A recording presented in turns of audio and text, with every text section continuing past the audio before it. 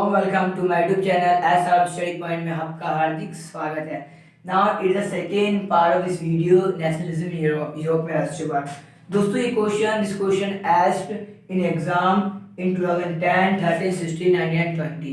So other than that, this question is repeating in every year. Then you know it's much important for you and you should learn, and do not skip even one video of this part. Okay अगर आपने कर दिया तो आप बहुत कुछ अपनी life में मिस कर देंगे. Then you will be missed everything in your exam. So आप भी एक भी पॉइंट से मिस ना करिएगा, so that you can you could get everything from my side. Then let's get started. आप देखते हैं दोस्तों इसमें है क्या. 1815 की वेना संधि के लिए 4 विषयों का वर्णन, सिर्फ 4 का है. मैंने आपके लिए काफी पॉइंट्स यहाँ पर जो रेलेवेंट है for example I road over here.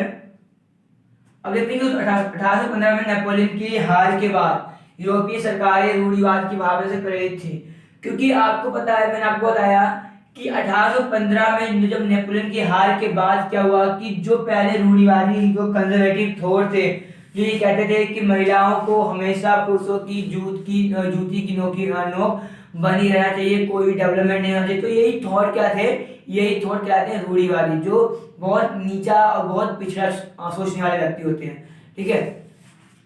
अब देखते हैं कि 1815 में नेपोलियन की हार के बाद यूरोपीय सरकार रूढ़िवादियों की भावना से प्रेरित थी.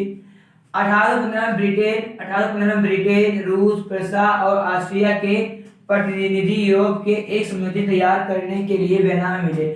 और फिर क्या हुआ कि 1815 में ब्रिटेन, रूस, प्रसा, ऑस्ट्रिया, जैसे कि मैंने आपको बताया था फर्स्ट पार्ट में कि 1815 में क्या हुआ कि ब्रिटेन, रूस, प्रसा और ऑस्ट्रिया के प्रतिनिधि जो रिप्रेजेंटेटिव थे यूरोप के लिए एक समझौता तैयार किया. कहां पर?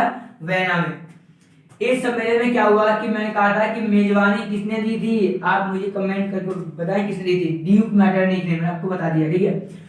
प्रतिनिधियों ने 1815 में वियना संधि तैयार की और जितने भी प्रतिनिधि थे, कौन कौन, ब्रिटेन के, रूस के, प्रसा के, ऑस्ट्रिया के, तो इन्होंने क्या किया, इन सभी ने मिलकर एक वियना संधि तैयार की.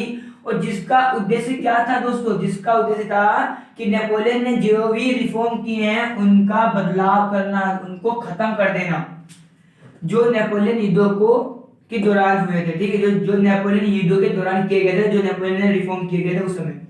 फ्रांस की सीमाओं पर कई राज्य स्थापित कर दिए गए ताकि भविष्य में फ्रांस का विस्तार ना हो सके. और जब नेपोलियन को मार दिया गया तो वहां पर फ्रांस को क्या किया कि कई राज्य उस पर स्थापित कर दिए, कई राज्यों का उस पर वर्चस्व कर दिया फ्रांस पर, ताकि फ्रांस जो है आपका दोबारा डेवलप ना हो सके. Then it would not be developed, then it can't be in their country.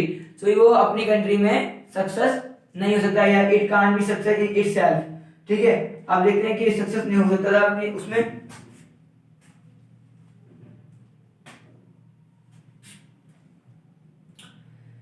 दोस्तों आप देखते हैं कि फ्रांस की सीमाओं पर कई राज्य स्थापित कर दिए गए ताकि भविष्य में फ्रांस का विस्तार ना हो सके. पूर्व में रूस को पोलैंड का एक हिस्सा दे दिया गया. फिर क्या किया दोस्तों कि रूस को एक पोलैंड का एक हिस्सा दे दिया गया, जबकि प्रसा को सैक्सनी का एक हिस्सा प्रदान कर दिया गया. और ऑस्ट्रिया का उत्तरी इटली का नियंत्रण कर दिया. जो ऑस्ट्रिया था, ऑस्ट्रिया का जो कब्जा था वो इटली पर उसको रख दिया गया. यानी क्या हुआ कि इटली पर जो कब्जा कर लिया वो था आपका ऑस्ट्रिया है. प्रसा को उसकी पश्चिमी सीमा पर नियंत्रण सौंप दिया गया. और प्रसा क्या हुआ, जो कंट्री थी उसकी पश्चिमी सीमाएं, जो उसकी पश्चिमी सीमा लगती थी उस पर उसका नियंत्रण थोप दिया गया ताकि वो अपना रूल वहां पर कर सके. कौन? प्रसा. तो ये तमाम पॉइंट्स हैं, आप इस पॉइंट्स को नोट कर लें. So now you have, so I will give some time that you should capture it and take time for capturing it.